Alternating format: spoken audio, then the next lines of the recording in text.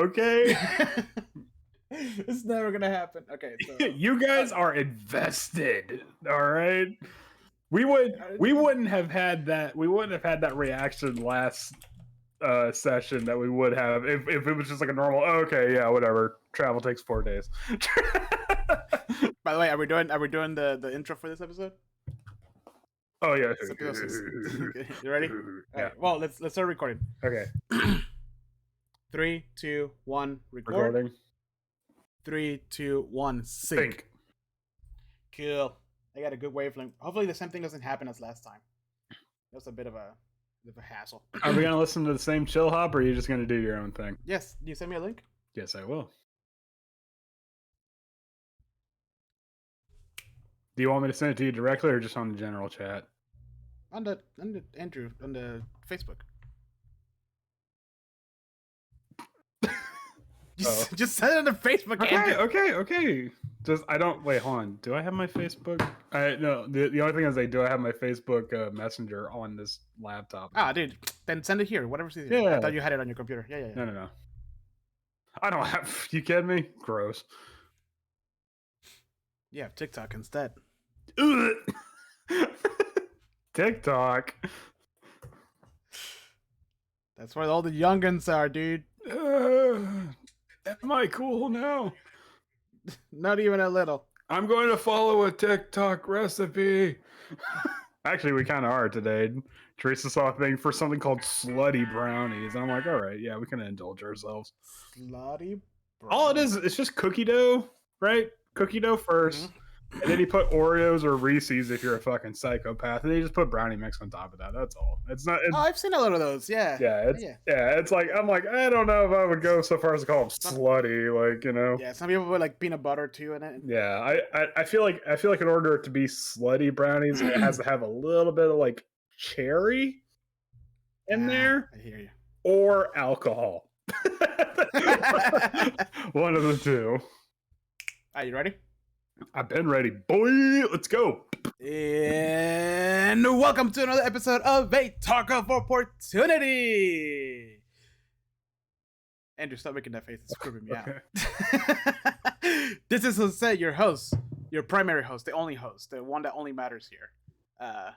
And in the other side of the camera, the weirdo that's trying to eat his microphone. Andrew. Oh God, Andrew, no! Drop it. Andrew, what are you chewing on? Starts chewing faster.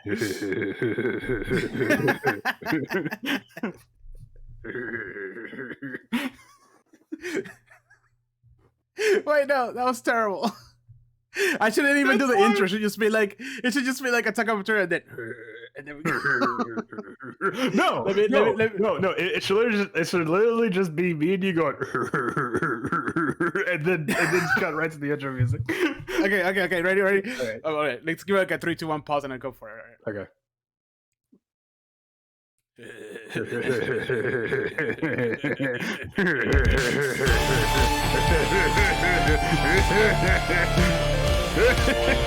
Time of that brutal assault by the orc warrior. The initiative now goes to you.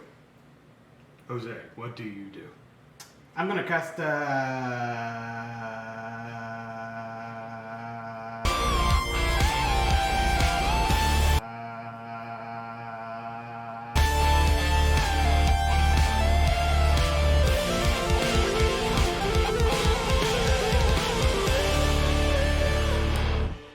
All right, welcome to our 69th episode. And to commemorate our 69th episode, we're going to talk about what I think is the sexiest monster. Oh, God, Andrew. You had to make it weird, didn't you? Oh, we could have been talking about succubus. Shit. Fuck, dude. Why didn't we think of that? Because we're morons. Anyways, today we're talking about the most disgusting and vile creatures out there that apparently Andrew finds extremely sexy. Hey, man. Hags. Hey, man, don't yuck someone else's yum. All right. Yeah, you're right. My bad. I'm not gonna kink shame anyone here. Rule 34. Hags. Oh, God! Oh, God. Why did I even do that? But before we move forward, though, Andrew, what brew are you drinking today? Yes. Well, my brew of let me try that one again. Here we go. My brew of choice is Bixby's Dark and Full and Bold blend, which has origins from Brazil, Sumatra, and Guatemala. I did this in a pour over, and it's dark coffee, so usually pour overs are reserved for lighter blends. So let's see how this goes. Whoa, what is this? Oh, snap! Oh, it's bitter. But it's the cup. It's not the cup. I forgot to wash it, so it tastes. Everything tastes like cardboard. It tastes like a factory. I hate it. Actually, that was pretty good. What a handsome cup you have there. Yeah. And in black. Oh my goodness. No, actually, that's it. What I did order an orange, but something happened when I put the coffee in there. So. Oh God. So I don't know what it was specifically about this roaster. This is supposed to be a 12-ounce bag. I opened the back of it and coffee beans were literally pouring out. Like, I'm like, this was more than 12 ounces. Someone's like, hey man, it was the last day of their shift and they had to like yeah, shove it in. Before. It was like 4:30 on a Friday. And it was like, fuck it, just get the last ones in there. Somebody miscounting the bags versus the amount of beans they had. Like shit. Either that or these were like supposed to be recalled for some reason. So I was like, we gotta get it out of it. Get rid of it. Just I don't care what you do with it. Oh man. I am drinking. What am I drinking today? Another one of those mystery teas. Moringa mint twist. Ooh. It is Spook. lemon moringa tea, which I have no idea what that is. I said you want How do you spell it? peppermint leaves. Moringa. Moringa. So lemon moringa tea, peppermint leaves, rose hips, apple pieces, ginger, orange, lime. I'm sorry, and key lime pie flavor. Let's see. Moringa tea is tea made from moringa. Yeah, no shit. I knew that. Thanks. What the fuck is a moringa? Moringa plant.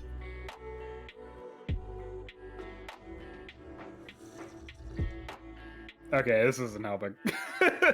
This is it's almost like a chamomile type. Huh. It's a drought-resistant tree native to Africa. Huh. Oh, this is good. Yeah, it's like a Also known as so I taste them. also known as the horseradish tea or tree. Oh. The horseradish really comes through. you know, I really don't feel that much horse. Boom, and then like hits you like in the back of the nose like wasabi. Oh, it's every time there's something with the horseradish. Literally. I have never felt like I got punched in the face as much as when I ate wasabi for the first time. I had a big old dollop of it. I'm like, this is so bad. And then the fist came from behind my skull and boom! Ah! Everybody who starts eating sushi makes the same mistake. Can't be that hot. Chook. It's not that hot initially, but then the punch in the face happens. Well, then it like. So the thing is that even the smallest bit, like, gets you in the throat, like grabs you, and you just motherfucker. Oh yeah, man, it's gonna force eject your sinuses. Speaking of force ejecting sinuses, let's talk about. I don't know. That was a weird segue. Let's talk about hags. Gross. I hate it. I hate hags, Andrew. Why do you hate hags? Just so you know. Because they're yucky and gross. Just so you know, this is how much I like hags, right? This is the monster manual, okay? All right, you see how little of these things that I have because I don't care about the rest of the monsters. One of these specifically for hags. Boom. Wow. Well, I think that they're fine, I guess. But I don't know. I've never been like, oh my god, I gotta run a hag. It's so cool. I personally think a hag, if you run it just straight out of the book, stat-wise, kind of boring. Kind of, not really that great. Obviously, a hag is much more powerful when it's in a group of 3, so you get those Coven spells. But you really, if you dig a little bit deeper, I think a hag can have a great potential to be a good low-level villain for for like probably the first act of like a 3-part campaign. Yeah, I can totally see it being a low level villain, 100%. Like even me not liking him, like that's where I put him at. Yeah, there's actually only one hag that I don't immediately like. The other 5 now, I didn't even know about the 6th hag until you told me this morning. But the other 5, I'm totally on board with. But there's one I'm just like, Yeah. All right. Well, I guess this episode is gonna be you educating me about tags, because I know like the bare minimum for each one of those. Okay. But I did take my notes and I have my thoughts, but I don't know. I want to see why you love them so much. I want you to enlighten me. Okay. So, I guess before we get started and going through each one of the hags, let's talk about the Hag Lore. Andrew. Okay. So Hag Lore. All hags originated from the Feywild. And the thing about it is because the Seelie Court and the Unseelie Court have an appreciation for everything beautiful and grandiose and stuff like that. They have no place for hags because hags are the exact opposite. What we perceive as beautiful, they see as disgusting. And what they see as disgusting, or what we see as disgusting, they think is beautiful. They are literally described as blasphemers. So anything that's good, they will corrupt. Which, first of all, that's an extra point for me.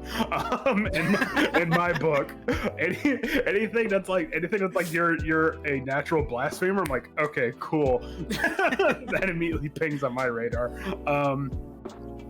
But so the thing about it is that in the Feywild, they aren't really considered evil because good and evil kind of exists in a weird place in the Feywild. Like, you go there and what are technically lawful good creatures can kind of mess with the party a bit because, like I said, things are weird in the Feywild.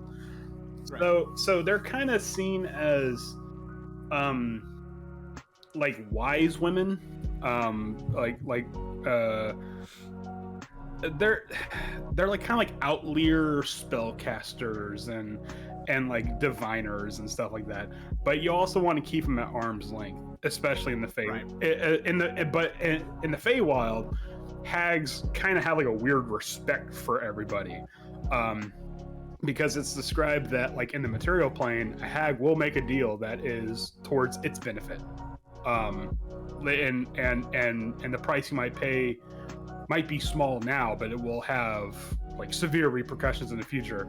But in the Feywild, a hag is probably gonna be more straightforward because it knows it really can't mess with anything in the Feywild because everything in the Feywild is much more powerful than a normal CR 1/8 peasant. It's also described that nobody really knows how long a hag lives for. They're kind of like lobsters insofar in the fact that a hag could indefinitely live forever and in fact can take different forms. It's not outside of the realm of possibility for a hag to metamorphosize into a different hag. So oh really? Yes. So a green hag can become like a sea hag or an anise hag or a Bheur hag if it really wants to. It's just going to take time, because they're great. I just got an ad on my music. Cool. Anyways, and so because of that, a hag knows it has time on its side. So say you're playing a human. And you go and you have to deal with a hag because that's kind of one of the cool things about it. Like hags are evil, but they're not outwardly evil. It's not like right. It's not like as soon as you step on a hag, probably just no. Right. Like I always imagine them as being like the old lady that lives in the outskirts of town. Is she a hag or is she just a human? Who knows? That's kind of the cool thing. Hags are just witches. Yeah. Like they're just stereotypical witches where they have like huts with like chicken bones strung on the ceiling. Yeah. And they're like, oh, come here, little child. And they have a nice garden in the back that they keep upkeep. It's like full of fungus and like lichen and crap like that and like newts and whatnot. But like I said before, a hag knows it has time on its side. So like if you're a human adventurer and you're like, oh yeah, sure, I can give you the deed to this property. I don't even care. I don't technically own it. But then it's like 130 years down the line, like that deed is something important. Well, now the hag has that, and you're children's children are now screwed out of what could have been a lucrative property deal. I don't know. Anyways. So what you're telling me is that they're into real estate. Get it? No, they're not into real estate. They're... I know. But it's just like, I feel like in order to play a hag, you have to do a lot of research into like what the current events of the area is happening and the current goings on of your characters, because a hag is kind of like a more evil genie, and so far in the fact that they will give you what you bargain for, but you will get screwed in the end. But how that's going to happen is completely up to the DM. Personally, I'm of the mind to have something to where it's like you deal with a hag in session 2, and then session 37 it pays off somehow. How you're gonna pull that off is completely beyond me. But so session 37 in your games, or session 37 on a regular game? In a regular, there's a big difference between level 6 and level 12, okay? but I mean, it could be something where it's like, oh, I need a weapon to destroy this like hellhound that's terrorizing the town. Okay, well, here's this dagger. It's a +1 dagger. Hoo-hoo. But little do you know that like the dagger is actually like a royal dagger decreeing like decreeing the lineage or something like that. And because you have it, like the royal family's gonna be like, how did you come across that dagger? You must have killed, you know. And then it's like, oh shit, and then somewhere a hag is laughing in the background. So they're just a bunch of Lokis. That's what you're telling me. A little bit, yeah. They're I mean, being inhabitants of the Feywild, they're gonna have that trickster spirit to them, but but they're gonna take it to the evil degree, where it's something, you know, where it's like a Feywild creature be like, oh, can I have your name? Haha, now you don't have a name. Like a hag will probably screw you and your like generations. Yeah. They're the ones that take the joke too far. Yeah, but what's interesting is that hags don't like company, but they're also social creatures. Like within themselves, right? Because they create covens. Well, they do create covens, and the only reason why they create covens is to garner more power. However, a hag wants to know the tea on powerful creatures around it. Like it wants it wants to know like what's going on with the local dragon or something like that. So you're telling me that hags have tea parties where they just spill the tea on other creatures in the realm? They gossip. They gossip on other creatures. Yes. I mean, they totally do. And sometimes you can bargain with a hag by giving them information about like certain creatures and stuff. Like be like, oh yeah, well, I know for a fact that the Troll King in the mountain, like his son died and now he doesn't have an heir and stuff like that. And the hag's like, interesting. Okay. That's awesome. Yeah. So I mean you can kind of like play a hag against another monster in a weird way. So I like to imagine that all these like horrendous looking hags are just sitting around a table with like a little platter of like sandwiches, finger sandwiches. Yeah, it's like so did you hear what happened to Lucian? Oh my god. Yeah. And they'll have big ornate hats too. They're like bones and skeletons or whatever, but they're really beautiful. I can't believe Fortisax left his wife. They've been together for like 473 years.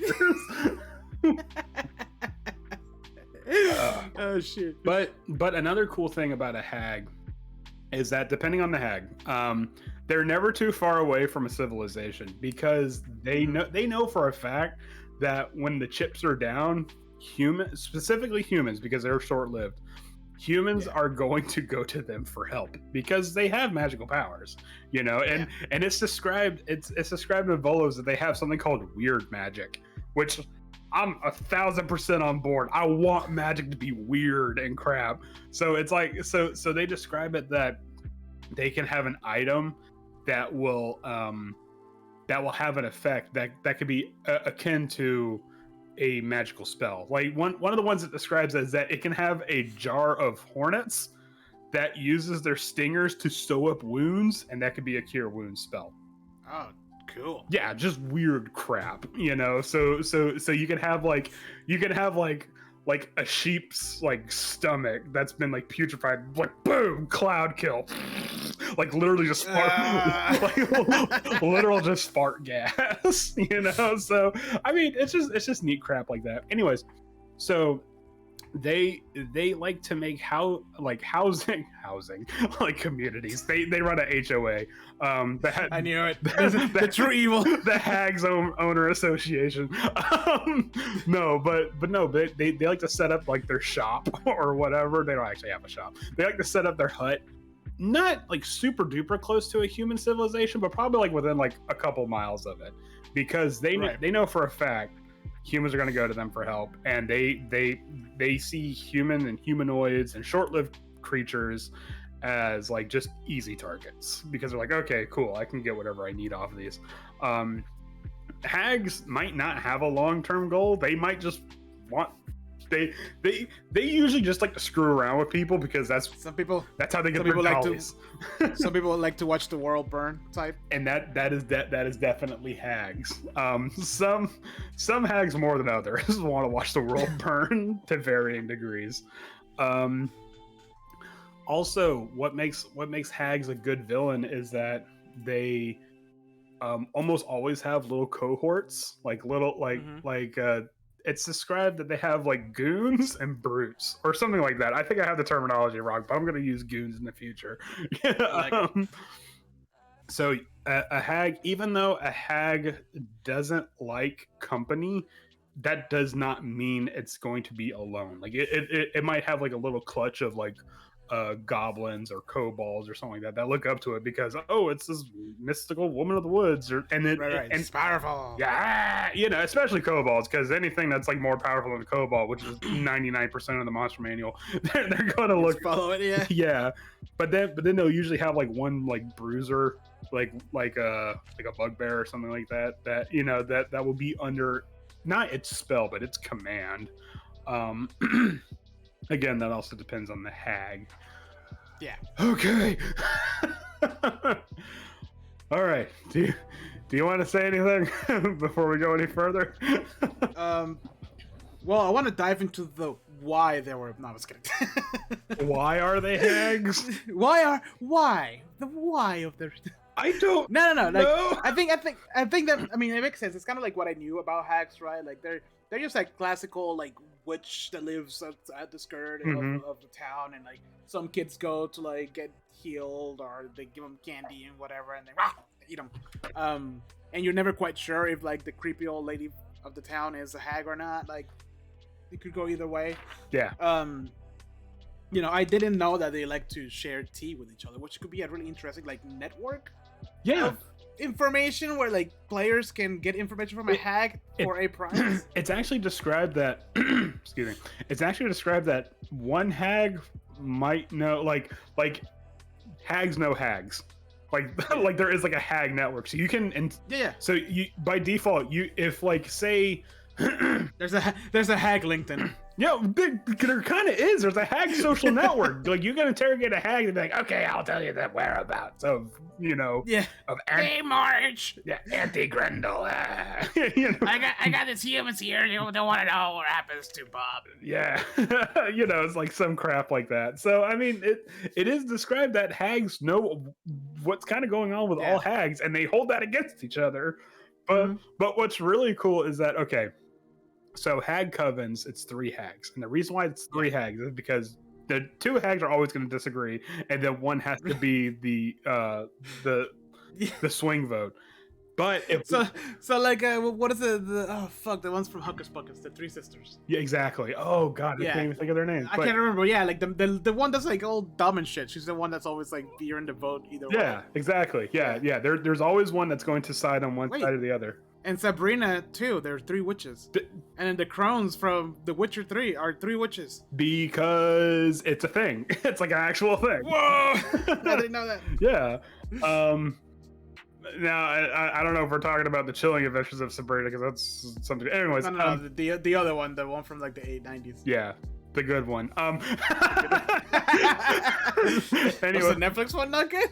it kind of had a weak ending. Anyways, Lame. it really fell into the whole like we don't have the budget for these fantastical creatures, so it's just a guy that's like, I have embodied the spirit of this weird Cthulhu thing, and I'm like, that's boring. Okay, if I wanted, come on, Netflix. Yeah, what is Amazon has $1 billion production? You can do that. Yeah, what is a supernatural? Anyways, getting off topic. So, but the thing is that in a coven, if one hag dies, or just leaves, I'm just kidding. They don't leave. It's blood in, blood out. But if a hag dies, and the other two have to like fight for supremacy, but not against each other. What they have to do is that they have to show which one is more wicked of the two to become like so they'll be like so it's like this weird like arms race where they'll be like, okay, I'm gonna mess up this whole village to show that I'm the stronger of the two hags, and this other one's gonna be like, well, I'm going to corrupt this geyser of water, so anyone that drinks from it will become poisoned. Someone's like, well, I'm gonna eat all the children of this village. Which, by the way, one of them is I'm just and one of them is I'm just gonna avoid my taxes. Okay, you win. I'm going to buy all this real estate and make the market crash.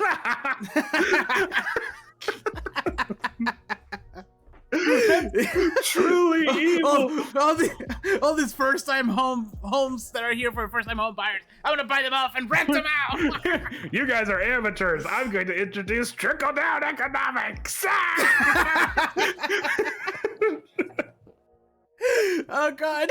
Oh man. But what's really cool. When I introduce pizza parties. I'm going to take away unions. Anyway. But it's a right to work state. Anyways. I'm gonna write it now for an adventure. I'm gonna introduce the fact that corporations are people. Anyway. Oh God. Lobbying. That's it. Just one word. Yeah. Okay. So. Fuck. I totally lost my train. Okay. So. Gerrymandering. Okay. Gerrymandering. Yeah. The electoral college. It's just a bunch of hags. I mean, have you looked at the Senate lately? Anyways, they are indeed falling apart. They kind of look like the Annis Hag. Anyways, So fuck. So I got a headache. So if a hag, so there's normal hags, right? You got your base hags, which are like the 6 hags amongst all the books. But then if they manage to not get killed by an adventurer, then they can upgrade to what's called a auntie or auntie, which however you want. And the aunties have a bit more power to them, like they can cast more spells and whatnot. But also they get lair actions and regional actions. And if they manage to somehow not die amongst that, they become grandmothers. And now the grandmothers are the ones that they get like legendary actions, they get lair actions, they get regional actions, and they get like actual proper spell casting. So so if you so choose, there's actually a thing in Volos where it's like, okay, if you want your green hag to be an auntie or a grandmother, this is what they'll get. This is all the bonuses they'll get. And it does it for the Annis Hag, the Bheur Hag, the Sea Hag, and the Night Hag. The only one it doesn't do is for the Dusk Hag, and that's because Eberron came out after Volos. Yeah. But you can cobble something together. Like I said, it's just like a format. What's really neat is that if, say, a grandmother hag makes a new hag, because okay, we're gonna get into some really messed up stuff, but how a hag makes another hag is that they will eat a kid. All right, let's just get that out of the way. They will eat a kid, and then they will get a week later, 7 days or 10 days, depending on which cosmology you want to follow. A week later, they will give birth to a kid that is roughly the same age as the one they just ate. Okay, so and it looked like a normal human kid. And it looks like a normal kid till it turns 13, and all of a sudden, it's a hag. So and then all of a sudden, puberty.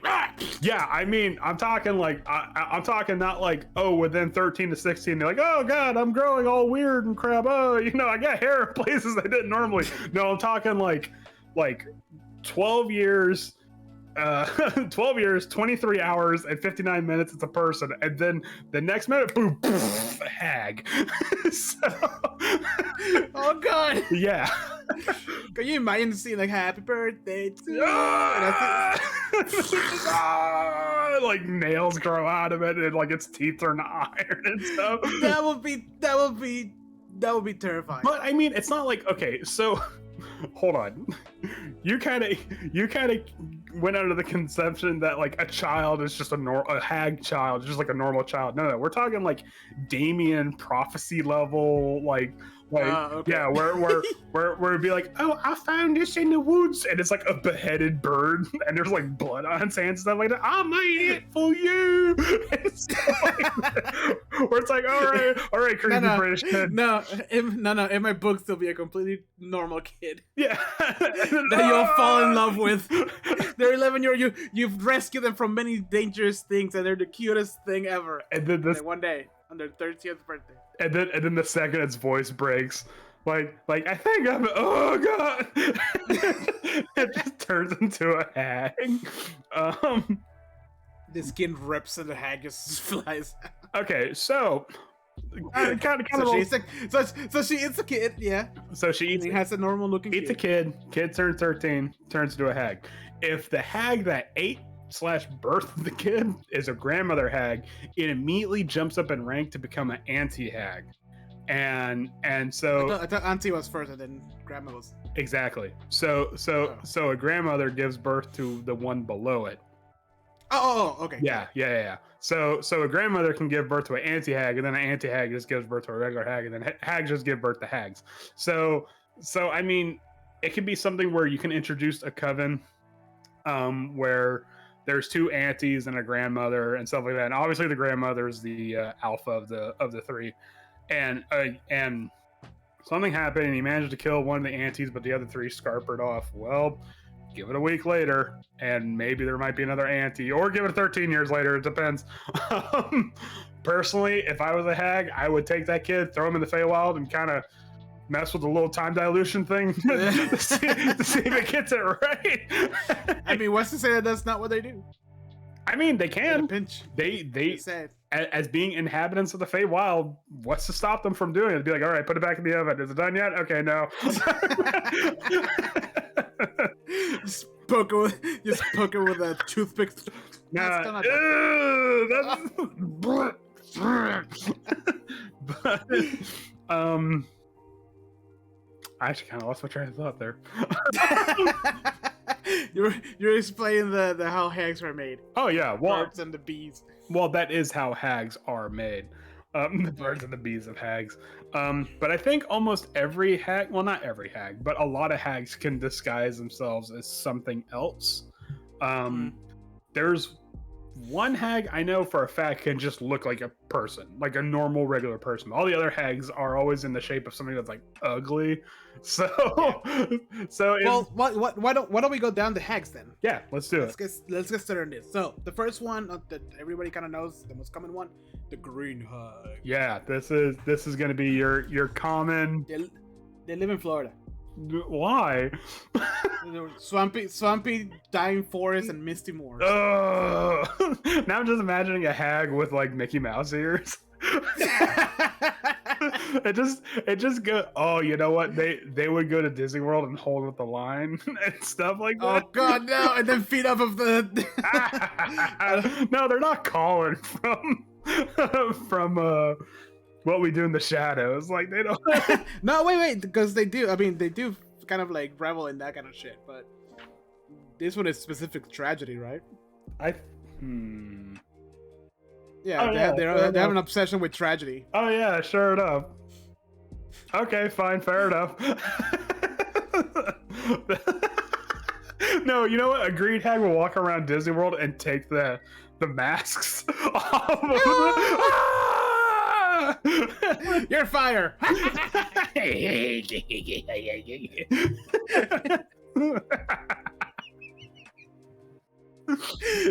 Oh, fuck. All right. So green hags. Green hags are your stereotypical like witches of the woods.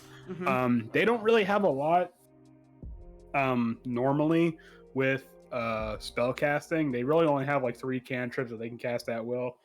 But what they do exceed in, for some reason they can breathe water. Okay, cool. I don't know, man. I'll do something creepy where like they go into the puddles of water. Yeah, and it just yeah, like some weird apocalypse now. Yeah, from a puddle. Ooh, that'd actually be kind of. That's what cool. I'm saying. Yeah, I'd be terrified. But what a green hag's got going for it is that they got the mimicry ability, and they also have the ability for invisible passage, which it's not as great as the Night Hag's etherealness, but they can't be detected unless you specifically use magic. So it doesn't matter if you're a ranger and they're your favorite enemies and you have like plus 18 to survival. If it uses invisible passage, for better or for worse, it's gone. You know, you have to use like see invisibility or some other kind of spell. Spell. Well, so the weird thing with this one is that they have, like, if you were just take the green hag by itself, right? Mm-hmm. They don't really have any like that many attacks in general, right? No. Or am I missing something? No. Other than like vicious mockery and claws. No. A green hag by itself probably, like I said, this is that thing that I said where if you pluck it straight with the stats, a hag is really not that interesting. You really have to dig into the resources. So if you do want to run a green hag by itself, that's okay, but I would probably not make it like an outward villain. Don't make it a combat encounter. Make it like a weird hostile social encounter to where okay, we have to go to this hag hat in hand because she has the ability for something, and we have to find out what's going on in these woods, so we have to talk to this hag and then we got to deal with it. We can't kill it because reasons. As the DM, you come up with those. Right. This is one of like middle ground villains where like you don't necessarily have a reason to kill her unless you're a murder hobo, right? And I think you can get help from it, but you know you're getting fucked at the same time. Like I don't think this is necessarily like, oh, we're gonna have to fight the hag. I think she's more of like a stepping stone to fight something bigger. Yeah, definitely. Like if it was something where like, oh, there's a evil druid or something like that that's terrorizing this town. Okay, well, you guys ain't gonna like it, but we're gonna have to talk to this hag. Yeah, exactly. No one knows these woods as good as she does, and let's just rip this band-aid off. Make sure you have remove curse handy because you never know. Good. So yeah. Like I said, I would very rarely run a green hag in a combat encounter, only because they have so much more potential for social. BS. I agree. And next. And if you are gonna run a hag in a combat encounter, make sure it's in a coven so that way you at least get something. Yeah, you get all the cool spells. Yeah. So the Night Hag, otherwise known as the hag that I would run in a combat encounter. I figure. Yeah, this one already has like 20 more hit points. 30 more hit points. It's got 20 more hit points. I think a little bit more armor, or no, actually it's the same armor. But what it has going for what's up? Resistance to almost everything. But what it has going for it is resistance. It has magic resistance too. But there's one immunity. But it has magic missile at will, which is dangerous. And it can, and as a standard action, it can just pop in and out of the ethereal plane just whenever it feels like it. Yeah. So plane shift. So no, not even plane shift. It has plane shift for itself, but then it also has the etherealness action, which means it can go to the border ethereal. So I think this is the ones I ran against you guys when we did Tomb of Annihilation. And remember the 3 hags that were in the at the very bottom of the tomb? Yep. And one Night Hag alone is a tricky situation, because if you're really good and you know how to play them slippery, a Night Hag could be like frustrating. But 3 Night Hags is a dangerous situation, especially if you dip into the Volos and start pulling the different covens that they have. Yep. But I think I think okay, so a Night Hag is great for a combat encounter, especially with a low level party. But I think it would be really awesome if you have a Night Hag that's like okay, so you have like a small town, or sorry, like a larger town, small village, large whatever, and there's something amiss. Like things are going wrong, like people are suffering from night terrors and stuff like that. And so you have to figure out what's going on. Unbeknownst to you, a normal person, because a night hag can change their appearance to be just a person. A normal person is actually using their nightmare haunting ability to mess with people just because a night hag is actually described as so evil it actually dipped out of the Feywild and went into the infernal planes. To Hades, and then turned into a fiend. Yeah. So But hold on, before we keep moving with the Night Hag, let's rewind a little bit real quick to the Green Hags, because I wrote something down that kind of like not determines or sets the goals of the hags. Mm-hmm. And for the Green Hag specifically was that they revel in the failings and tragedies of others and love seeing them in their lowest point, but not just individuals, but full entire nations. So their whole drive is to like fuck with people behind the screen, right? Like they will never be there, and I think that plays really well to the fact that they don't have any physical or like that many attacks. Now forward to the Night Hag, their main thing is that they take a perverse joy in corrupting mortals and turning virtuals into villainy, kindness into hate, devotion into distress or disregard. I mean. Like that kind of shit. Like that's what they do. Which I think when that's reminded me when you mentioned the nightmare hunting, because that's kind of how they do it. Yeah, and they're literally the witches from Salem. Yeah, I mean, well, what we're perceived as the witches from Salem. Yeah, you're right. We all know the real witch hunt bullshit. Anyways, but I think what would be really cool is that in order to like do that like perversion of like dignity, or not dignity, but like integrity and stuff like that, is that like have as the DM metagame a little bit and kind of know what rifts are going on between the player characters. Like you know, like say you have like the paladin's not okay with how the rogue is like pickpocketing or some crap like that, you know, have the Night Hag do the nightmare haunting onto the paladin, but then give it like horrible visions of like the rogue like committing like atrocious crimes and crap like that, and really nail home the fact like, oh, this rogue is evil, you know, and so you're just but don't say like, oh, you know, a hag did a nightmare haunting on you. They're like, no, right. Like, you know, no, you were horrified by the dreams, and they were so bad you know, you woke up in a cold sweat and you were unable to get the benefit of a good night's rest, blah blah blah. That might tip your hand. That might unfortunately tip your hand, saying you don't gain the benefits of a long rest. But you know, if a player has respect for role playing, they hopefully they won't metagame, you know, right? And just be like, oh well, you know, I was so troubled by my dreams of this rogue that, you know, now I feel like I have to do something. You know, like my God is telling me I have to do something. You know, so that way you can kind of have like the Night Hag like playing against each other, you know. And I don't know. I think that'd be a really neat idea to use the nightmare haunting ability against like for a more like social ramifications. Yep. And also, well, I mean, but what's also really neat is that the Night Hag has the ability to cast sleep. So you're just like, boom, sleep and nightmare haunting. so it could just like, you know, it can do that like weird combination.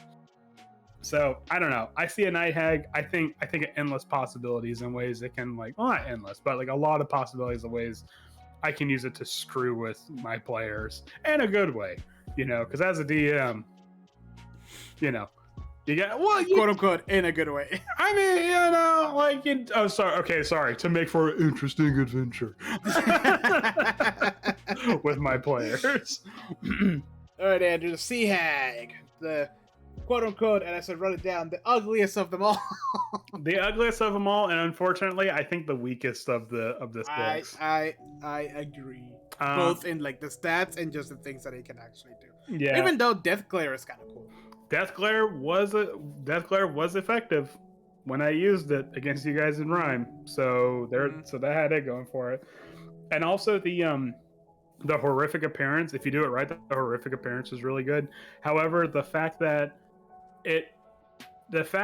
a Sea Hag gets most of its strength from a Coven, and the DCs to pass the Death Glare and the horrific appearance are kind of low. It's kind of. They're very low. Yeah. So I mean, this is clearly going to be for a low level party. So you really are going to have to be very smart and strategic about how you use a Sea Hag. Personally, I don't see what. Yeah, that's beautiful, dude. But... Ooh. Personally, I don't see a Sea Hag being like a good villain, like a Green Hag or a Night Hag would be. I would actually see it as more of like a cohort for a bigger monster, like maybe like a Coven of Sea Hags can like summon a Hydra or something like that. You know, I can see that. Yeah, to make it a little bit more challenging. Because like, I mean, what level were we when we fought it? I want to say you guys or not. I want to say you guys were level 2, so it was like it was pretty appropriate to fight a Sea Hag at that level. But even then, the Sea Hag itself was not the threat. It was the Frost Giant skeleton it summoned. Yep. Like the Sea Hag was dealt fairly quickly, but its goon, its brute, that's the thing that was the problem. So Sea Hags are cool, I guess, but like they don't immediately pop out at me, and like you gotta do a little bit extra with them to make them cool. So why wouldn't you just use a Night Hag or even a Green Hag? Well, no, Night Hag. Yeah, I mean, when I was talking about how like hags metamorphosize into different hags, I see like the Sea Hag being like the first thing they become, and then they like gradually become like stronger. So sorry to interrupt, but like chat's like hags aren't always ugly. Sometimes they're hot ass grannies. I mean, that's what a Night Hag could be. Night Hag could. It's true. I mean, they can see into your dream to see what you lost for, and then transform into it. And if that is hot ass grannies, or you can, or like they can use their nightmare hauntings to do like those weird dreams where like, wait, is this a thing? Like, do I have a thing for this now? Like, just like awaken something that you didn't realize. I hope it doesn't awaken anything in me. Yeah. But well, by the way, welcome Valexian to the stream. This is our live podcast. We're recording this. We'll actually release the edited episode on Wednesday, so welcome. But he says, but did the Sea Hag offer to trade somebody's voice for a pair of legs? No, it's as written. A Sea Hag can't do that. The only thing it can do is it can look at you really weird and then you drop dead. Yeah, it's under the rules. Sorry, this isn't the Little Mermaid. But I mean, maybe a Coven of Sea Hags could do that. I mean, it's not. I'm not saying that Sea Hags aren't useless. Far from it. But it's just you got to do a lot more work to make them to have them. Punch up as much as the other two hags can do. All right, let's move on to a more entertaining hag. Now moving to the Volos / Monsters of the Multiverse. Mm-hmm. Anis Hag. Anis. What does Anis mean? I don't know. I know maybe it does mean like a star anise. Like, is it like bitter kind of? I hate that. Is my least favorite flavor. I'm not crazy about anise. I know Teresa's aunt makes like anise cookies and everyone's are like crazy about them, but I'm like, Well, Black Anise is a boogeyman figure in English folklore. Well, there you go. Interesting. Which makes sense for this one, actually. I mean, it kind of does because a Anis Hag is like, it's not just a combat hag, it is the combat hag. This is the only hag that I can see it just being like, all right, brother, and then just like, just ding ding. Got 3 minutes with you. Yeah, I got you for 3 whole minutes. By the way, I don't know if you noticed, but like in Volos, what's the hit points on Volos? 75 for Volos. Okay. Here's 90 There you go. Just on Monster Manual on the Monsters of the Multiverse. just beef them up. And All right, Andrew, tell me about the Annas because I know they're creepy and they love children and they beat the shit out of everything. so the Annis Hag is probably okay. So the weird thing about it is that an Annis Hag is the most like, I wouldn't say physically tough, but like the most like physically offensive hag, and so far in the fact that it can hit pretty hard. Yeah, and it can hug you pretty hard too. Yeah, it has its crushing hug ability, but it's also the one that will probably most likely it is the one that will have the most followers. Like an Anna's hag is described as being like a tribal kind of hag, and so far in the fact that like it won't just have like a goon or something like that, or like an apprentice. Like it will have like a small clutch of monsters that serve it. So I mean it would probably be at the end of this kobold's lair, past all the traps and tricks and crap like that, and poison darts. Oh god, the poison darts. There will probably be an Annis hag that's like, so you finally reached my lair, and then it snaps your spine with a bear hug. Yep. But then it has the iron token too. And what is this iron token, Jose? I don't know. I was asking you.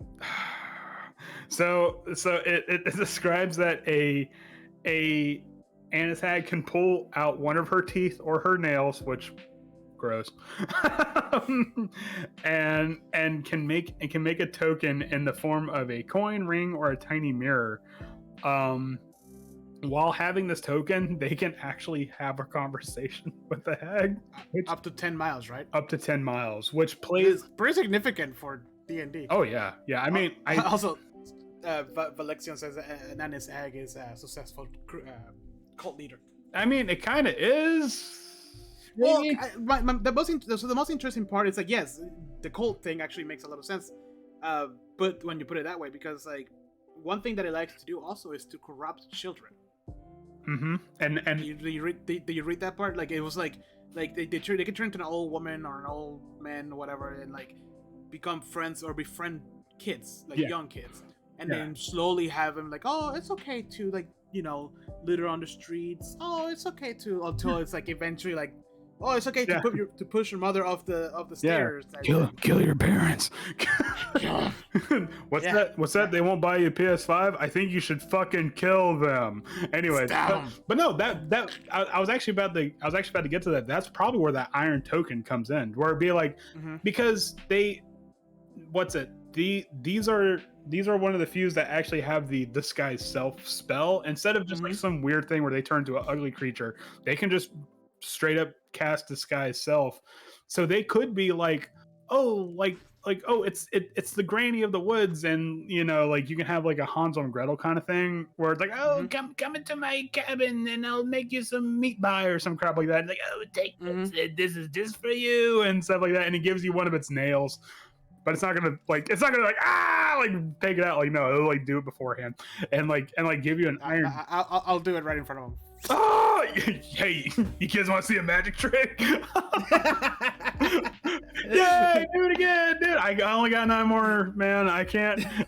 Anyways, you can keep this one. It's like it has like the blood and bed on it.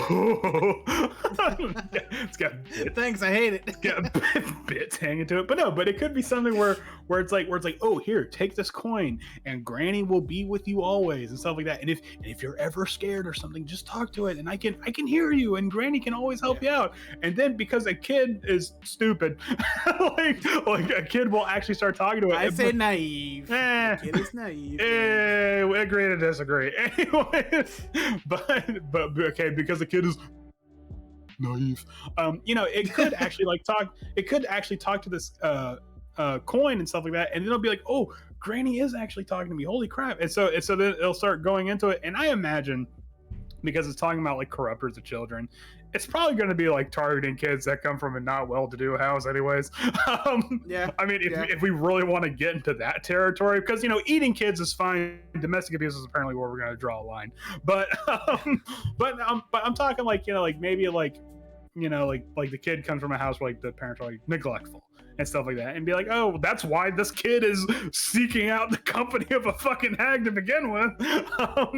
But so then like this kid can can talk to the hag and be like, oh well, my dad works long hours and stuff like that. So be like, oh perfect, so your parents aren't home right now, are they? And then eat the fucking kid. And then boom, you got another hag. I like to think that it eats it really slowly with a jaw creepily go off in the head like a snake. I feel like I've seen that in a movie. That would be fucking terrifying. Where you're like, okay, there's obviously a hag in this town. Kids are getting et and stuff like that, and you catch a hag mid-feeding, and it's just like the boa constrictor jaws over a kid, and you can hear the kid like, oh. I feel like I've seen that somewhere. Is that like a movie? Oh, I'm sure I can find a GIF. No, but I'm writing it down. Please don't find that GIF. But yeah, no, an Annis hag, it's like a green hag cranked up to where like like the green hag might be like, oh, like the spooky woman of the woods, but Annis hag is straight up wicked, and then on top of that, like the spells it can innately cast aren't obviously offensive based, but I mean, fog cloud for a quick getaway or something like that, and so I don't know. I think an Annis hag is really neat. I would personally like run an Annis hag over all the other hags. Maybe a Dusk Hag, because Dusk Hags are really cool. Yeah. Also, do you ever watch the Taking of Deborah Logan? I actually haven't. Is that the one where the witch eats somebody? I'm gonna send you. No, I'm good. Please don't. Please don't. Andrew, come on. No. I don't want to see the. No. Just click on it. Oh no! Oh no! It's a link. It's not even a GIF. You gotta click on it. Oh, I'm good. I'm good. I remember seeing that. It was really disturbing. I'm good. You know what? Thanks, but no thanks. I know which one I'm gonna be running. You should put that in the description. Oh, gross. Oh, right. I don't ever want to see that again.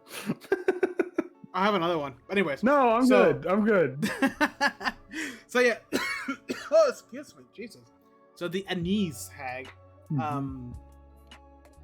really is the boogeyman, essentially. I think it's very geared towards children, which is pretty freaking cool. And not in like it comes at night and kidnaps you in the bag. It's more of like a subtle way. Like I can imagine like adventures coming into a town and all of a sudden it's like, our kids are going psycho for some reason. Mm-hmm. Yeah, like our kids are disappearing in the night, and then they'll come back the next morning, but they're different. Yeah. They're off. Yeah. And that might clue you in. Oh God, this is a whole town of hags. Yeah. Well, all right. So gotta burn the whole town down. Let's. So the next one. I don't even know how to pronounce that. Bheur hag? Bheur hag? Bheur. Probably my favorite. Bheur aspirin hag. Bheur aspirin. probably my favorite hag, actually. I would say it's a close second. I think my personal favorite. Actually, my personal favorite's a tie between the Annis and the Night Hag. But the Bheur hag is a very close second. Mainly because of Horrific Feast. Yeah. Yeah, horrific. So okay, hold on. Let's just get right into it. So a Bheur hag. Yeah, this is a frost hag. It's or ice hag or whatever you want to call it. Yeah, it's like winter hag. Yeah, exactly. It's a winter hag. It's the only one that has a broom. Yeah, which is weird. Like thinking about that. I wouldn't. So if I were to play, I wouldn't even play like the fact that she like gets on the broom. I just like as she's holding the staff, she hovers. Oh yeah, just straight up a Mary Poppins, just what? No, not even like still like if she's walking there, but if she moves towards you, like. Oh, does Pretty quickly. he stuff like that? Okay. No, I will play like when like they do like in the horror movies when like somebody's like really twitchy and like it's like fast forward a little bit. Oh, It makes it really creepy like that. Like the for some reason I thought of the nun from Blues Brothers. where if you watch the Blues Brothers, you know what I'm talking about. Anyways, so the Bheur Hag has the gray staff, it can double as a broom of flying, but also gives her extra spells. You can obviously steal this gray staff from her if you somehow manage to catch her unawares and stuff like that. And it also has the ability to use Ice Walk, which would probably be useful if you're using it in its own domain, where it would obviously be covered in ice and everything. Like, you have to make a dex save, and if not, you fall prone. Not much by way of attacks. However, that horrific feast is literally just that image you sent me. Yeah. Do you want? She essentially just drops anything she's doing and like goes to feast on whoever's down. And I love it. And if you are somehow unfortunate enough to be witnessing this horrific feast, you have to make a wisdom saving throw or rightfully be afraid of what you're seeing. So it is 15, so it's not low like the other saving throws from the other hags. Mm-hmm. You know, it's a fair challenge. And what I think is interesting is that when it's frightened, because the frightened condition, it's mainly just I have to use all my movement to get away, and I have to break eye contact. However, the frightened condition in this, they can't read properly, they can't speak, they speak in gibberish, and they act erratic, and the DM controls their movement. So it's like it's like a weird mind control, but not really. Yeah. Also, it has hold person at will. Mm-hmm. Which I mean, granted, the hold person at will is based on if they have the gray staff or not. But if you're running a Bheur Hag or Bheur Hag, it's going to have its gray staff. Like why would you not have that? But yeah, hold person is definitely nothing to sneeze at. Especially, I mean, the DC is kind of, it's not great, but I mean, there's still a lot of capabilities to roll underneath its DC, and just hold person at will. And let's see, damn it, the maddening feast is only when something's dead, so it has to be dead, like three death saves down, dead. But I mean, okay, I thought it was down. Well, I mean, but if you have like when we were going through Rime of the Frost Maiden and we had like the people with us, you know, those are easy to take down. Yeah, I'm just saying. Yeah, exactly. You know? Yeah, like I mean, yeah, an adventurer might not be easy to take down, but an NPC, once an NPC hits 0, it's dead, buddy. And they ain't no death saves. And then all of a sudden the Bheur just starts like, and then unhinges the jaw and starts like from the head down. Especially if you look at the artwork. Thinking of a Bheur Hag unhinging its jaw is, and the linky, like the long arms that it has, like yeah. The only thing I think is weird is that you look at its arms, you see the nails, but it has a slam attack. Yeah, I know, it's kind of strange. Like, wait, hold on, I think they fixed it here in Monster of the Multiverse. Oh, they did? I think so. Hold on. This is nice because we have like a little like, oh, this is how it used to be, and then here are the patch notes. Oh yeah, I did notice that it has multi-attack. Oh, it does. It makes 2 slams or frost shard attacks. Ooh. Because it has slam, which is 10, an average of 10, 2d8 plus 1, and frost hand, which is a ranged spell attack. Target hits with 68 cold damage. Ooh, damn. And the target speed is reduced by 10. Okay. Yeah, so they didn't give him claws like the rest of them, which I feel like they should have, because it has big ass claws. It has huge claws. Yeah, but it did give them multi attack, which is great. And also the fact that it can cast cone. I don't know how it is in Monsters of the Multiverse, but 3 times a day it can cast Cone of Cold. So 3 cones of cold within 1 encounter. Like, holy crap. 1 per day. Really? They changed it to 1 per day in that one? Yeah. I'm gonna pretend I didn't see that. I would have. Yeah, exactly. I would have just do 3. Like, why not? Well, I mean, What? in your case, it also has that range cold spell, where in Volo's it doesn't. It just has the slam and the maddening feast, but then it can cast Ray of Frost at will. But Ray of Frost is just a weaker version of that range spell that range attack that you said. So I can kind of see where it's like, all right, we got to give it a little Evens out a little bit. because I mean, 68 cold, that's nothing to sneeze at. That's a lot. Yeah. So Yeah. oh well. Her hags are. I like that. That's my favorite one because it's so fucking creepy. I mean, can you imagine the visual of like because it also describes in like the regional actions for a Bheur Hag and Volos that a Bheur Hag can just at will cast a blizzard. So can you imagine just like you're walking through a blizzard and then you see this thing like on top of like a hillside or something, like cackling as the wind is flapping around it like that? No, I'm good. You know what? Let's turn the other way. I don't care what's on the other side of this mountain range. Like we'll just sit this one out.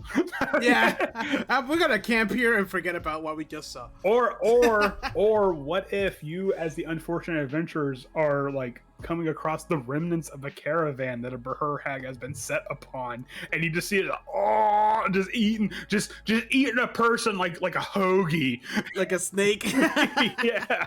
Oh God. And okay, that's it. First, we're gonna roll. No, actually, we're not gonna roll initiatives. First, I want to see some wisdom saves, and then we'll roll initiative. Then we're gonna roll initiative. Yeah. Because all right. Because I, as the DM, apparently am very unfair to my players. No, I've heard of worse, so you're fine. Oh, that makes me feel better. You're not that bad. You're not that. I've seen worse. You're really close to a crit crap, but you know. Really?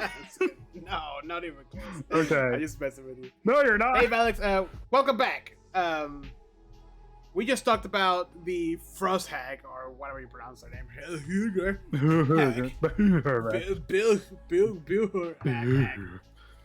Because we know how to pronounce things. Mm-hmm. But now we're moving on to the Dusk Hat. The Dusk Hag, probably the second creepiest looking hag. Yeah, it looks more like a devil. I mean, but it's still technically a fae. So yeah. Wait, do all these hags have the same AC?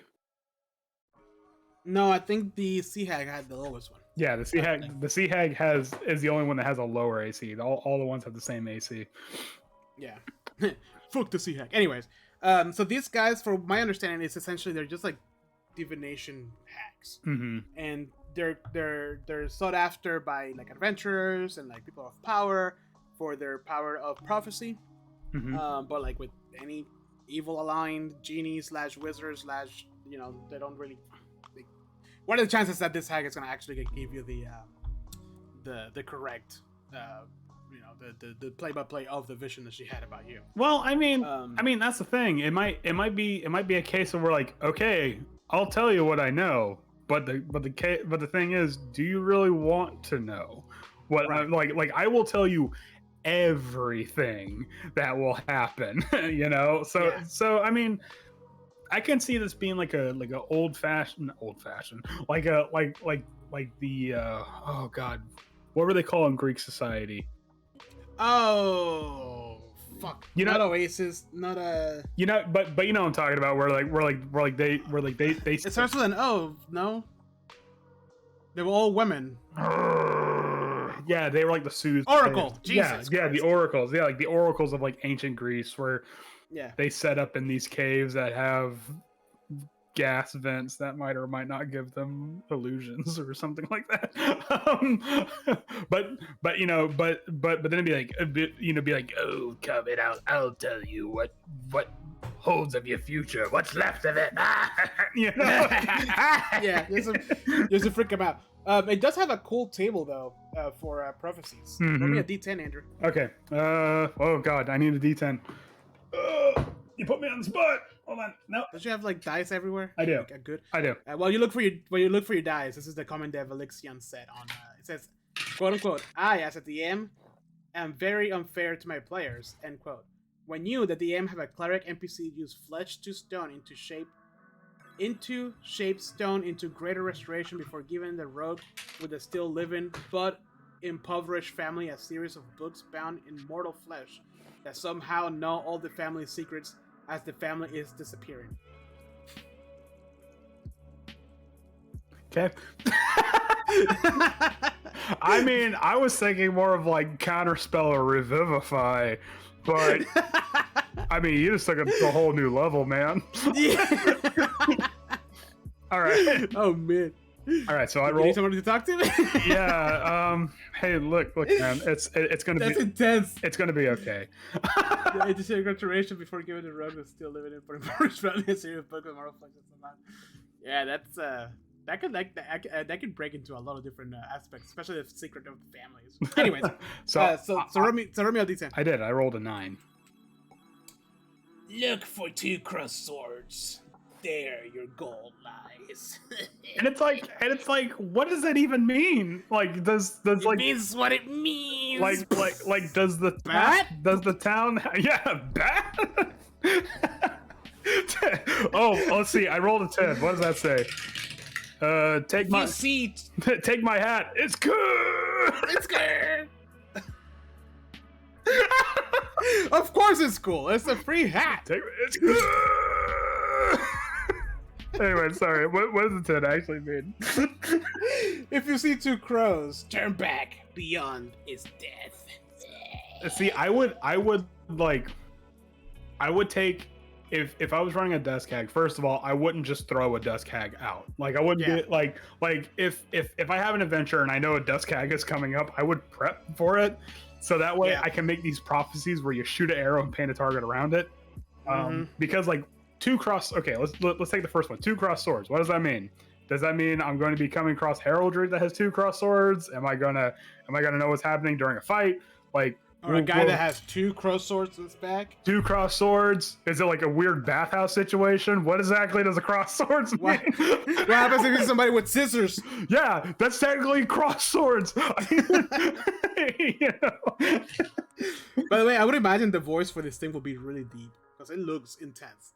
Yeah, I would have to get a voice changer to do that. Yeah. Which I tried to do a voice changer for the dragon thing. I'm like, it wasn't working out.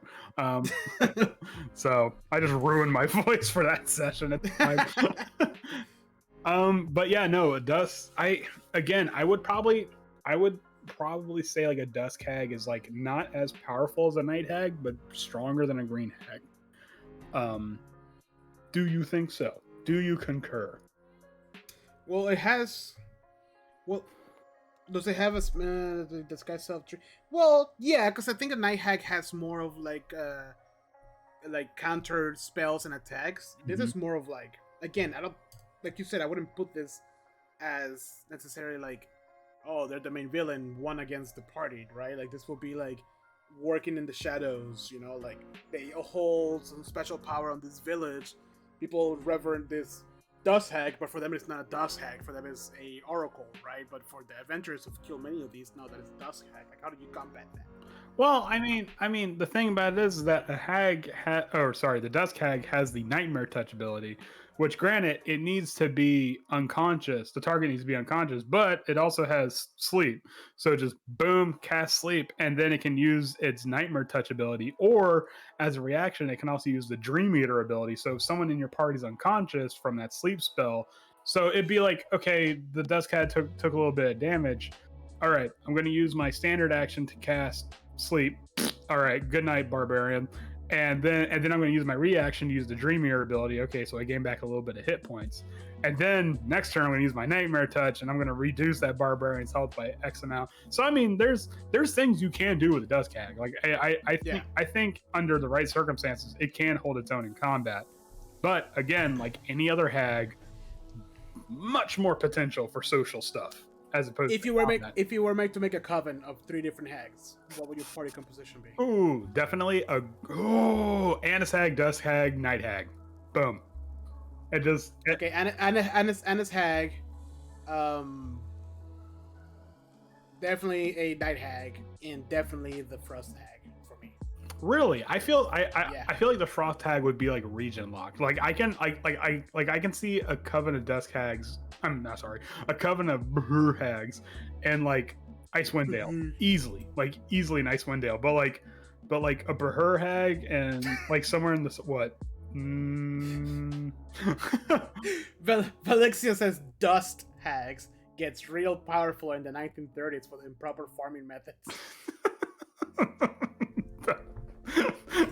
What are you talking about? We don't need to recoup the soil. That sounds like communism.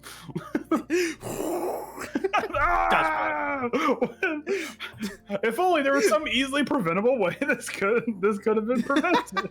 Anyways, we need to make a Dust Hag now. I mean, okay, so if we're going for like straight evil hags, like they will be fighting hags, I would probably do like Night Hag, Annis Hag, and like a Green Hag. But if we're doing like, oh, we have to go to this coven because they have knowledge and stuff like that, then I would probably do like Dusk Hag, a Green Hag. Screw it, let's make it 2 Green Hags. You know? Yeah, I can see that. I will try to add. I think that will need some muscle just in case. It might be like an Annis Hag and maybe the Dusk Hag and a Green Hag. Okay. So, but then I would make things interesting. Like I would make like the Night Hag coven. I would make the Night Hag the granny, and then like the Annis Hag like the auntie. So that way it's like, okay, good luck. yeah, I can see that. Yeah. So I mean, I don't know. I think, like I said, hags are super cool, and unfortunately, I think the way I feel like personally, I have not ran hags to their full potential. So yeah, same me. Because like the only time I had a coven was in the Tomb of the Nine Gods, and then you guys met that one hag, but it was literally written as a joke. Yeah, you know, she just wanted a bath. And it's like the one that was in the Tomb of the Nine Gods. Unfortunately, it was just kind of like a meat barrier between them and the final boss. And yeah, it was 3 of them, which it made the fight last a little bit. But like once you guys kind of like got the rhythm of it, it wasn't that big of a deal. Yeah, it might have been just me that I was pretty early on too, so maybe I just didn't do it to the full potential. But also like the Night Hag coven that was in Curse of Strahd, unfortunately was also kind of. Well, unfortunately, by the time you guys met it, it wasn't even a fight. No, it was not. I mean, it seems how you guys like swatted the tower and stuff like that. That was did we make that a highlight? Because that was great. I'm pretty sure it was. But I mean, if you had encountered it earlier, because I mean, even then. The hags in Curse of Strahd were obviously evil. Like it was like evil with a neon sign pointing at the windmill they were at and stuff like that. Like I would make personally, if I were to put a hag in an adventure, I would make it a little bit more ambivalent. Like, okay, this thing is here and it's obviously evil, but I have bigger problems. Like the hag is unfortunately not pinging on my radar right now. I might come back and solve this problem, but right now I gotta take care of whatever's going on, and I need this hag's help right now. Dude, I would have make it so like the hag lady with the meat pies. I wouldn't have made it so like, here's some pies outside like distributing. I would have made it like, this is the only lady who's feeding the poor here, like once a week people come in to get their pies, blah blah blah blah blah. Because like that was so hard to not be like, this bitch is evil. But see, that's the thing. I was running it the way it was ran, the way it was written, which was like this. I mean, I actually like dialed it down because in the book it's just like, this wagon full of meat pies being pushed by this little old lady comes out of the mist and it's like, would you like a pie? No one can resist it. It's like, okay, no, yeah. So I mean, like. Personally, I like the idea of a hag being like, this is gonna sound weird, but hear me out. Like an uncomfortable element of the story, where you go to meet a hag and things are messed up, but it's like this hag is not like doing anything right now harmful. So as heroes, I don't have the justification to kill this hag unless I'm a murder hobo, you know. Right. So like, you know, I don't know. I would like to introduce a hag as like something that's not like I said, outwardly evil, but obviously not good, just kind of somewhere in between. And like it's like a resource that like I don't want to have to talk to this hag, but we do. Yeah. So, No, I agree. Yeah, yeah. know. I think that's probably the best way too, because like I don't think they're powerful enough for a party of adventurers that are committed to killing a hag. Mm-hmm. Does that make sense? Yeah. Even with the Coven, like it will be a fight, but it's not like, oh, it's an ancient dragon, or oh, it's a tower full of fire giants. You know what I mean? Like they're still kind of squishy, honest. I mean, they're spellcasters. Well, I mean, yeah, because the strength of a hag comes from a coven, and if everybody focus fires on one hag and that hag dies, well, then that coven's broken, and now you just have two normal hags running around. So, so like I said, if you are gonna have a combat encounter with a hag, that's fine, but you also got to think about the social aspects, because another thing that we didn't touch on is that a hag will do literally anything it can to save its skin, up to and including begging for its life and offering something to the heroes. So, I mean, realistically, narratively speaking, I don't see like a hag like fighting to the bitter end, you know, stuff like that. Like, no. A hag is going to be like, oh crap, I just saw these people smite the shit out of this lesser hag. I'm not that much stronger. Okay, hey, guess what? I have all these magical items that may or may not be cursed. Haha, fuck you. Yeah. but you know, like I'll give you magical items if you just let me go and stuff like that. Because like I said before, a hag has time on its side. So whatever resources it loses, it knows it can just gain it right back as long as it's still breathing. So So Velixian says, evil, I stole candy from a baby. DM, congrats. The trauma has saved the child from a lifetime of cavities and diabetes. Evil, but I'm evil. I stole wizard. I stole candy from a baby. Like, that'd be pretty funny. But you also haven't introduced sugar into the kid's diet, which means which means now it will never have to know and won't gain that dependency on it. So so the long term here, you'd save the kid from cavities. Yeah, good job. You become a dentist, which are lawful evil. I should know. As someone that got a root canal Thursday, I should know. Congratulations for your root canal. Which, by the way, hurts like a motherfucker. So. Yeah, I bet. Oh, man. Right. Do we have any other hags to talk about? Nope, that's it. No more hags. Hags are dumb and boring. Hags are stupid. I hate it. You didn't change my mind at all, Andrew. Yeah, no. In fact, I changed my mind. I hate hags. I'm anti-hag. I hate them now. I'm anti-hag. Oh wait, you hate hags? I love them now. Damn it! Oh shit! All right, sweet. Now let's move on to our next segment. The news. No, actually, I don't think we do. No. Do we have any news? No, not really. You know, the polls open for D&D Next or D&D 1 or 1 D&D, whatever it's called. Sadly, we haven't been able to test it, so nothing to report there. So with that done, let's move on to our next favorite section. I mean, I voted for rather play Pathfinder. Section highlights. Don't be that guy, Andrew. I'm being that guy. I want my crunch. Don't be that guy. Give me the crunch. No, accessible for everyone. Ew.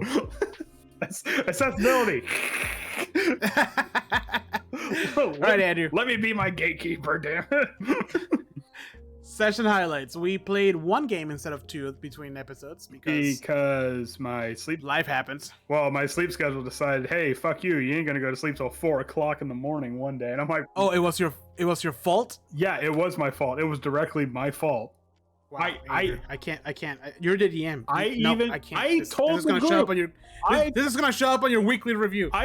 Weekly review. Jesus. I told the group I will fall on my own sword if this is gonna cause any discourse. And like, no, I guess we will have mercy on you this time. I'm like, well, fine, cool. So just this one though. Don't let it happen again. Just this once. Okay. So last session, the group finally encountered Gar, which was like the boss of that arc, apparently. It was tense. Yeah, I actually, what I really liked was that before we get to the highlight, was that I introduced the tavern that Gar was in, which was like a fight club kind of place. And actually, I think only one person saw Gar's token, because I had like a whole bunch of tokens all over the place. And only one person saw Gar, and they're like, I'm gonna go over there before anybody notices him. and everyone else was too distracted by like the bar and the fighting and crap like that. And Mittens was trying to peddle stuff, and so nobody actually saw Gar for the longest time. And so then when they did, the needle dropped, and like, oh no, here we go.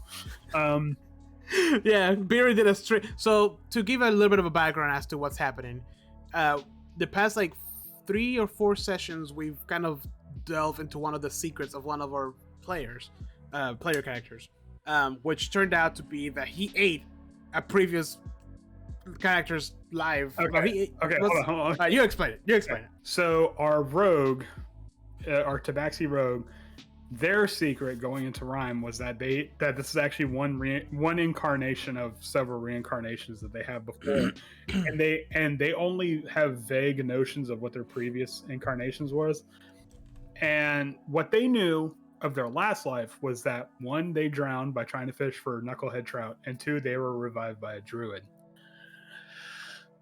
One of the other players is a druid whose secret was that they were actually part of a pirate crew for this ship called the Dark Duchess, and that when it ran aground during a freak blizzard, they had to resort to cannibalism to survive. Me, being a sadist, a sadist fuck, decided to merge the two, because I'm like, hey, one's a druid, one was revived by a druid, this is going to be really cool, and it completely backfired. Traumatized everyone. People were like, when we find this character, because the player was on vacation somewhere else when this all happened, they're like, when this guy comes back, I'm going to execute him and stuff like that. And I'm like, oh god. So then it got to the point where they confronted Gar, the eater of the eaten, and they're like, all right, we're gonna give you one chance to explain yourself. And Howard, the player, goes into this like awkward but also kind of like vulnerable sounding speech about how it's like, you don't think you know what you're gonna do until shit hits the fan, and then you realize this is all you have to do to survive and stuff like that. And I mean, granted, we did go into like a flashback that described like what like Gar is like actually like a demon druid. He got his powers. Yeah, that was a small surprise. Not my idea, actually. That was 100% Howard's idea, because me and him have been talking about this like for like about a month or so coming up to this, and I'm like, okay, well, you know, we're going to be doing this part, you know, do you want to flesh out your backstory a bit? And he was actually the one that's like, yeah, I want to say that I got my powers from Zuctamoy, the demon queen of fungus and rot. I'm like, I'm sorry, what? I'm like, okay, I wasn't expecting that. So then, you know, we all just rolled it into it. So basically what happened was that Gar was pleading to everybody that would listen to bring back Mittens' previous incarnation, and the only person that answered was Zuctamoy. And so he kind of took like a Faustian agreement, and like, yeah, Mittens came back, but I rolled all of the things, all the horrible things that like Mittens has done thus far and will probably do in the future. Yeah, being like, you did this. you made me who I am. And then on top of that, I use that to justify why Gar is a Circle of the Spores druid.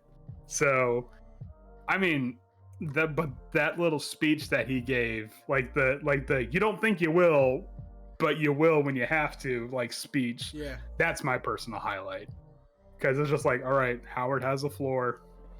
Yeah, you know. No, I think that was my highlight too. Like, that was so great, because like I think mainly for me it's because Howard is usually like the quiet one, like he's used there to support mostly everyone, and here the spotlight was right on him, and he killed it. Yeah, it was great. And this is probably the most Howard has said in this campaign so far. Yeah, and like no, not the most Howard has said. The most Gar has said. Gar has said, yeah. Yeah. But the after the story was done and like the cutscene was over, there wasn't like actual silent right after it when we were just all sitting on the table, like in the game, like in the tavern table. And I'm just like, you know, and there's a fight happening in the background. Yeah, and we're just like, and we're all just kind of like, we're so broken. Like it dawned on everyone that everyone here is like messed up to the nines. I think you kind of nailed it perfectly. Where you're like, I hate this place. Everyone's fucked up, and we're all just doing our best to deal with it. Oh man. It was good. It was a good session. And then Bheur got in a fight. And then Bheur got into a fight, which I'm like, I kind of expected this because it's a fighting pit. How do you not fight in a fighting pit? And then a bounty hunter came for her, and I was kind of not worried, but the last time we had a duel with Bheur unfortunately did not win. But this time it was the opposite. The dice were rolling. Oh yeah. The dice were rolling hot for Heather, and she just immediately just fucked this thing up. Yeah, it was great. And Octavio just got drunk out of 3 drinks and threw up a lot because that's what Octavio does. and now everybody is like, everyone in that bar is a follower of Tempest now because they saw the righteous power of what can happen. So yeah. Oh, it was definitely a good session. Yeah. Whew. It was a very strong character-driven session. 100%. Yeah. 100%. So. Anything else, Andrew? And see, you wouldn't be getting this kind of payback if we didn't take forever getting here. I'm sorry. It's been a year and a half, bro. And you love it. Do I, Andrew? Yes. Or else you wouldn't be coming back. I don't. Yeah, we do. Please, I need the confirmation. No. I think. I mean, it is taking long, but I think things are actually picking up now. It's been like event after event after event. Mm-hmm. Yeah. Oh yeah, and you guys also stole from a dragon's horde, so that might come back. I don't know. Oh yeah, no big deal. No, I don't think you'll forget. No, this one I didn't. just pray to God that random encounter list rolls in your favor. That's all I'm saying. Oh God. All right. I hate this place. Anything else, Andrew? No, that's all I got. All right. Well, everybody who listened to us, Valexion, thank you so much for joining us. I hope you guys had a good time. I hope you learned a little bit about hags and the fucked up kinks that Andrew has. What? For old ladies. You said in honor of episode 69. No, it was a joke. Okay. No, it wasn't. No. It came from a place of truth. No, it didn't. Oh. Yeah, but if you want to join us for our live plays on Wednesdays, please feel free to follow us on Twitch and Facebook, which goes stream on both those platforms. Dude. And we try to play every Wednesday. For the most part, we do. But we also play video games on Tuesdays and Thursdays. And we do our live recordings of just like this one every other Sunday. Also follow us on wherever you listen to your podcast, whether it is Apple or Spotify. You know, we'll release our episode this Wednesday, edit it, and all nice and or everything in between, because Apple and Spotify is not the only 2 things. But those are the big ones. But everything in between, yeah, we're on Google and everything else. All the other ones. I can't remember the names. But with that, thank you so much again for sticking around and listening to our rambles. Hope you all guys have a wonderful rest of your weekend, and we'll see you soon. Bye. Bye.